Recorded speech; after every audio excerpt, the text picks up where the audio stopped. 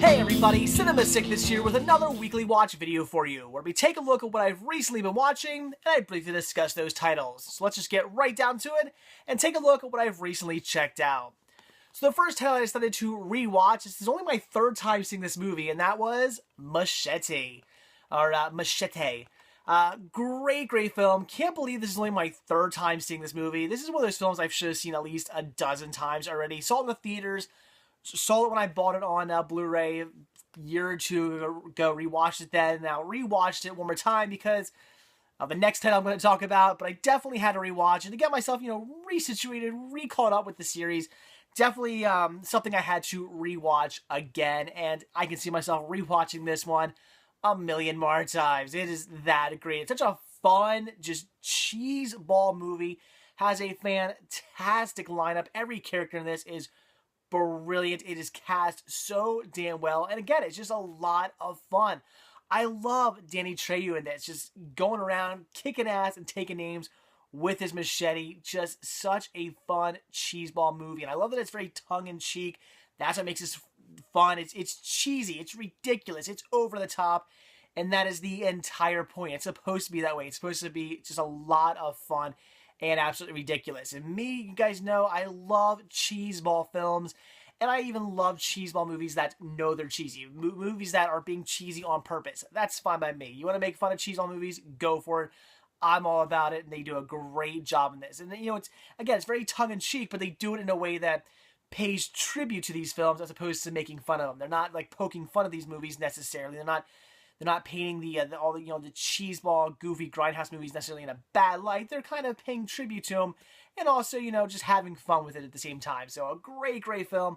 I highly recommend this one. I'm sure you've all seen Machete, but if you haven't seen Machete, do yourself a favor, check this one out. Again, it's goofy, but it's a hell of a lot of fun. I love every second of this, and I will definitely be watching this movie again. I cannot wait for the third Machete movie.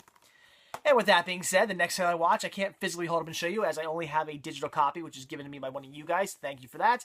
And that is Machete Kills. Definitely something I was very excited to see. I really wanted to see this one actually when it was in theaters. I almost went and saw it, but for whatever reason, I just didn't get around to it. So unfortunately, didn't get to see it in theaters. Haven't bought it yet because I haven't come across it for a good price. Although, to be honest, I've only come across this like twice for a good price. So I'm hoping Machete Kills isn't the same, because I would really like to get myself an actual physical copy of that real soon. But great film. Loved it. A solid follow-up. Again, very well cast. We get even more great characters in this film. I mean, Charlie Sheen, I love him in this movie. It's brilliant. I loved the absolute hell out of Machete Kills. I thought it was 100% a solid sequel, just carried on to the next movie. I love the fact that they even they bring back Jessica Alba too, which I thought was really cool. They could have just kind of written her out of the movie, but I like the fact that they bring her back in the very beginning. I mean, I'm not going to spoil some stuff for you, but I like the fact that they do bring her back to at least show you what's going on with her character, as opposed to just unlike other movies where maybe like they would just explain where she is and why she's not in the film. No, they at least bring her back for very brief, just to explain what's going on. I love the fact that they did that, and again, just absolute solid. If you like Machete, there's no reason why you're not gonna like Machete Kills. You're gonna absolutely love it just the same. It was brilliant. And like I said, I am really, really, really excited to see Machete Kills again in space. I can't wait. They have a little trailer for it at the end of Machete Kills, and it looks so much fun. The fact that Machete is in space now, it's brilliant. Again, it's paying tribute to these great cheeseball grindhouse movies, and doing it in such a fun way, again, where they're not really making fun of it necessarily, but they're paying tribute but having fun. I love that. And again, it was a solid follow-up to Machete. If you've seen Machete, but you haven't seen Machete Kills yet, check it out. You'll love it. Again, you won't regret checking it out. It was a solid sequel, and I cannot wait for it to become a trilogy. I'm dying to see Machete Kills again in space. It's going to be awesome. So, Machete and Machete Kills, definitely check them out. And I haven't seen Machete Kills again in space, but I can already guarantee you it's something you're going to want to see, because I know I'm going to want to see it. All right, so the next title I checked out here, as I mentioned before, I'm not really all that into wrestling. Every time I pick up a wrestling title, I get like a million comments from people saying, "Oh, I need to get this, I need to get that. And do I like this character? Do I like that character?" I'm like, whoa, whoa, whoa, whoa, whoa. I'm not a wrestling guy. I don't really care all that much for wrestling. I used to watch it with my dad when I was younger, so like I said, it's kind of nostalgic for me. Basically, late 80s, very early 90s. Once like the mid 90s came around, people like The Rock and Stone Cold and stuff. I never watched those. That was way past my time of watching wrestling. I was like Jake the Snake, Honky Tonk Man, the Hacksaw, Jim Duggan, Hulk Hogan, Sergeant Slaughter, all those people in the very beginning. Those were like, the Bushwhack Brothers. Remember those guys? Those were like, that's kind of around my time that I used to watch wrestling. So again, I never was really into it. Even as a kid, I was never really all that into wrestling. I just happened to watch it with my dad. My dad was into it. And I remember just being a little kid watching wrestling on TV with him. But I never really got into it. But since it is nostalgic for me, I do pick up titles every now and then. And this one looked really cool, not only because actually, this really one isn't really nostalgic for me. I just thought it seemed like a really cool documentary, and it kind of leads into the wrestling that I used to watch.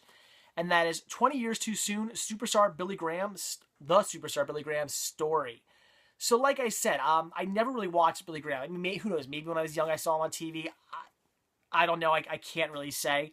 But I had no idea who Billy Graham was until I saw this documentary. But I picked it up for $1 a little bit ago, and I definitely wanted to check it out. It's a great documentary all about Billy Graham, who kind of the guy who seemed to sort of be the one who kind of start all the big characters in wrestling, all the big flamboyant characters, like Hulk Hogan,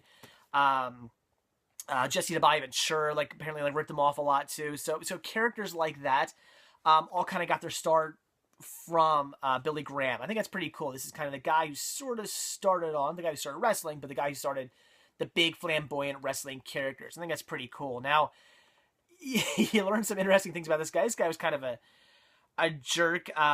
It's nice that people seem to have forgiven him, but definitely a guy who had his issues, definitely had some problems. But because of that, it makes a very interesting story. It's very interesting to hear about this guy's life from basically rising this big star and sinking back down and doing some pretty shitty things when he sunk back down. But seems to be doing pretty well for himself. He has a very nice wife who has stuck with him the entire time. That's really cool. And, I'm not religious, but hey, he seems to have found God, and he's happy with that. So, hey, if that's your thing, more power to you. It's not my thing, but hey, if it makes him happy, then all right. But, the part where he basically tries to sue the WWF or WWE, whatever you want to call it now. He tries to sue them, saying that like they got him like addicted to steroids and stuff like that. That was kind of a dick move, and the fact that anybody forgave him for that is just amazing. That could have really screwed over like the WWF. They could have screwed them over big time, but luckily he kind of realized that. His wife came right out and said, like, "I'm not gonna lie for you." I think that was pretty cool. And he ended up like dropping the case, saying like, "No, I'm lying about everything." And so he did the right thing in the end, but still, I can't believe people actually forgave him for that. I wouldn't have forgiven him, but say what you will. A lot of people seem to see this guy's a jerk. When I was posting, I was watching us on Instagram and Facebook and whatnot. A lot of comments left about how much people hate this guy and how he's an asshole. So I don't know, but regardless, it's a very interesting story. I did really enjoy watching this, and it's just nice to kind of see where some of the big flamboyant characters who I grew up with kind of got their start from, especially Hulk Hogan. Hulk Hogan was like, this is the guy Hulk Hogan looked up to. I thought that was pretty cool. So definitely an interesting documentary. If you're into wrestling, even if you're not into wrestling, it is something interesting to watch, because even if you're not into wrestling, I guarantee you know who Hulk Hogan is and Jesse the Body Ventura is. I'm guarantee you know who they are. So something I would recommend checking out. Good documentary. Then I finished up, and this I had been watching for the past 2 weeks, finally got around to finishing it, and that is the Disney Parks Where Dreams Come True.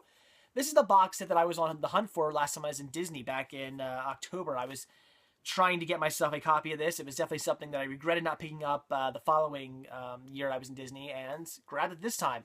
The DVD set is the better set to get. There is a Blu-ray set, but the Blu-ray set comes with less. As you can see, this comes with 6 discs, 6 different episodes or whatever you want to call this, as opposed to the The Blu-ray only comes with a couple. It's stupid. I don't know why the Blu-ray comes with less. It makes no sense to me. But anyway, this is pretty interesting. Basically, if you watch the Travel Channel and you've seen the all the shows they do on Disney, the Disney parks and Disney cruise and stuff like that, you've seen these. That's all this is. As soon as it started up, I immediately realized what it was, and that is just the shows you see on the Travel Channel where they talk about Disney parks. I mean, same narrator, same episode. I've seen all these already. I was watching this going, okay, I've already seen all these episodes. So it's partly cool, partly not cool, because what I like about it is the fact that I've watched those shows on TV a million times. Every time they're on, I watch them. I'm just a Disney nut, so I always check them out. So it's cool to actually own them now. So that was kind of neat. The things that they air on TV, I actually own a copy of. That's cool. But with that being said, they're not like the best shows in the world. They're really kind of like vacation brochures, basically. It's kind of like, hey, here's the stuff you can do in Disney. Now go there. That's kind of what these are. And obviously, when when they play these on TV, that's what they're trying to do. They're trying to get you to come to Disney, and that's what this is. But it's still pretty cool. But Disc 1 is Walt Disney World behind the scenes. Not really. It's not, again, you're not really getting any behind the scenes stuff.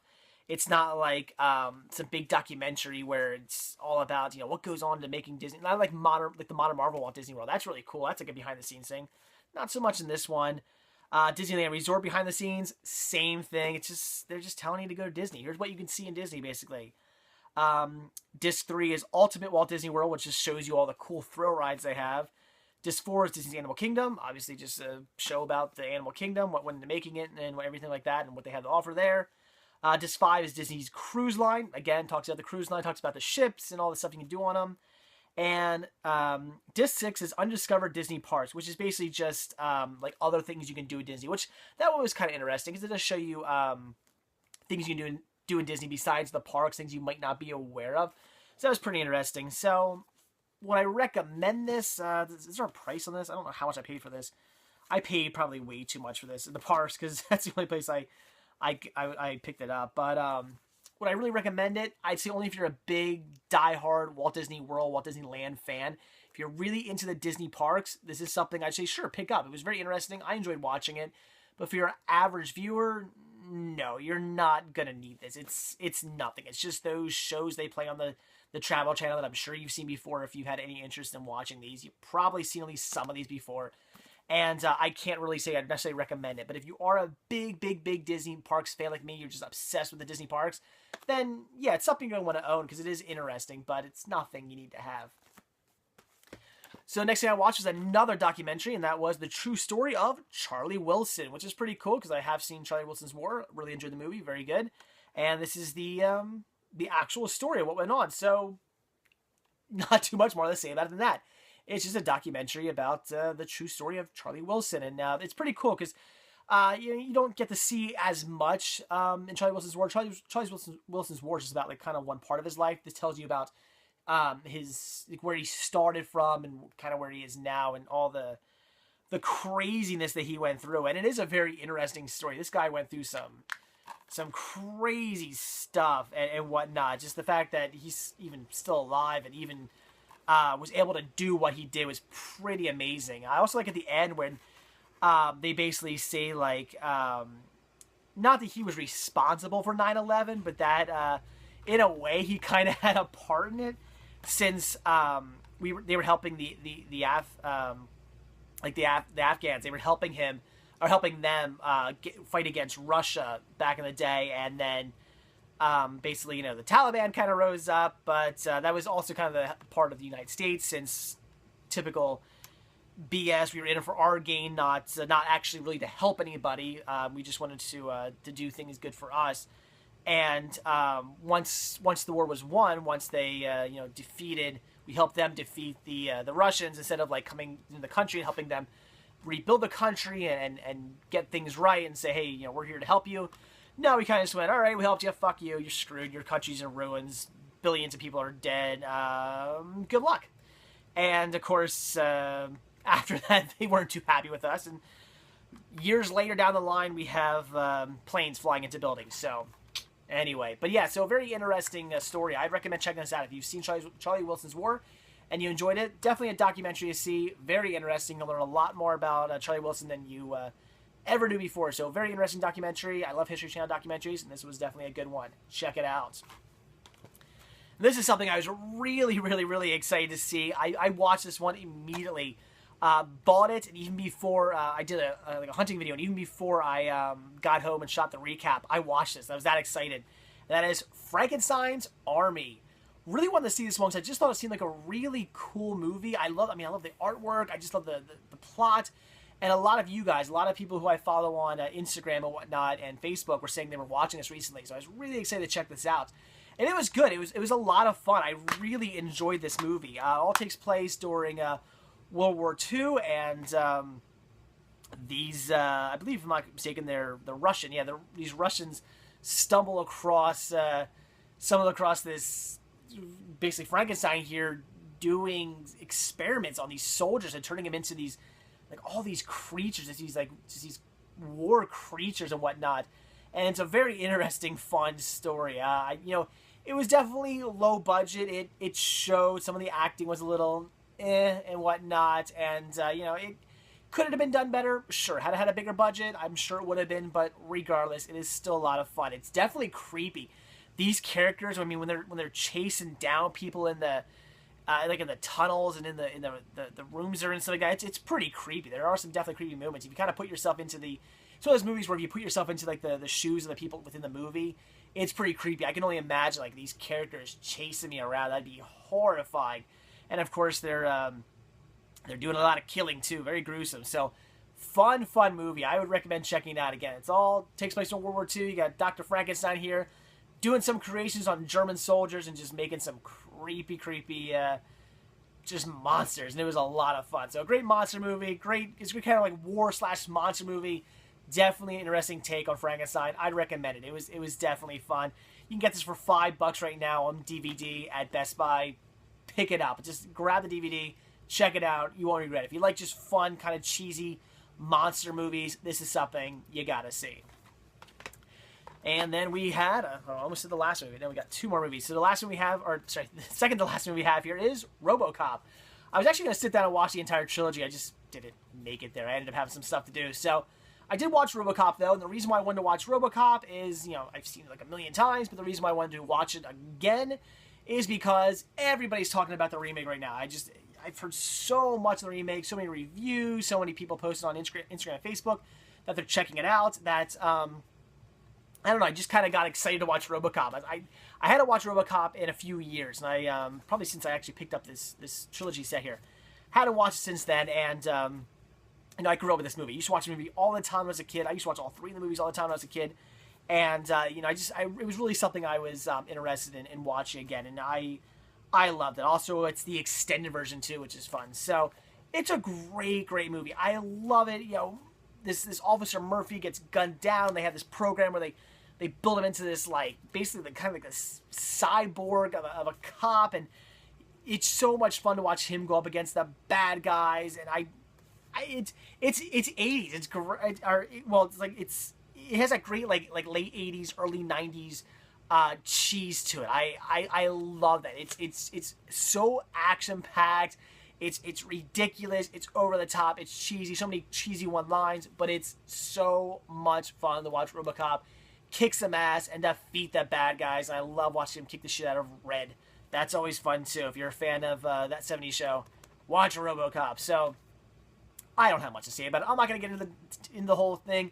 I don't want to ruin the plot for you, but it's definitely something you need to see if you love just great action-packed, just fun cheeseball late 80s, early 90s action movies.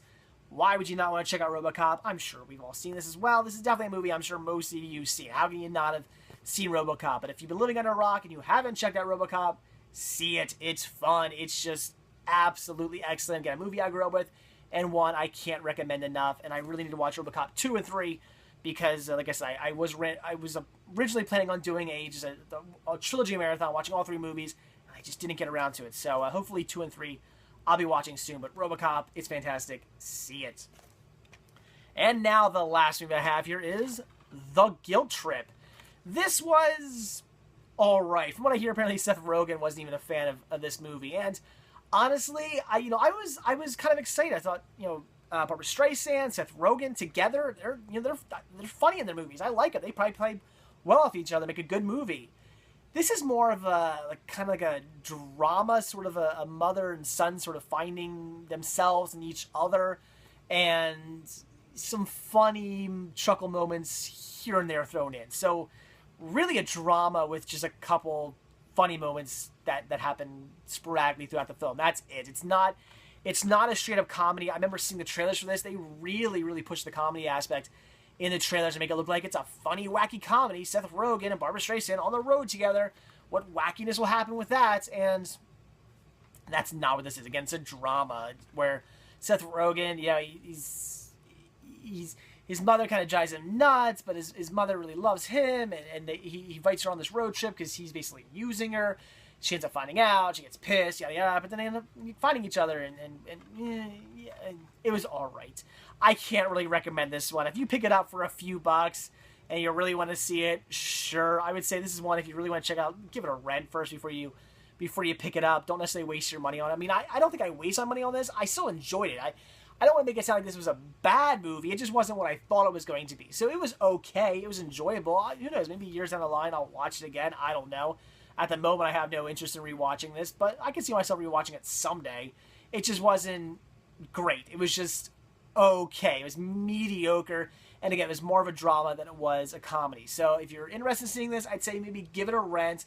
Unless you can find it for really cheap. You can find it for a really cheap price. Sure, I guess pick it up. But otherwise, just give it a rent first before you decide whether or not this is something you actually want to put in your collection. But like I said, it was just okay. Mediocre, definitely heavy on the drama, not so heavy on the comedy, but all in all, it was okay. Like I said, mediocre. It's at least worth a watch. If it's something you want to see, if you've been thinking about checking out, it's at least worth watching. It's at least worth giving a rent or seeing on Netflix or something like that, sure. But otherwise, it's nothing you need to check out. It was just all right. So there you go, guys. That's everything I've recently been watching. Watched a ton of great stuff. I pretty much recommend everything. I mean, even Guilt Trip, like I said, it was okay. It wasn't great, but it was all right. So everything I checked out, I'd recommend. It was a pretty good week. Watched a lot of great stuff. And like I said, I cannot wait for Machete Kills again in space. That's going to be awesome. So anyway, guys, like I always say, if you like this video, please give me a like. If you're not already subbed, please do. And if you're not already over at cinemasickness.com, head on over there, click on the shop tab, purchase yourself a Cinema Sickness sticker or a Cinema Sickness button. I'd really appreciate the support. So that's it, guys. Thanks for watching. I'll see you tomorrow. Bye.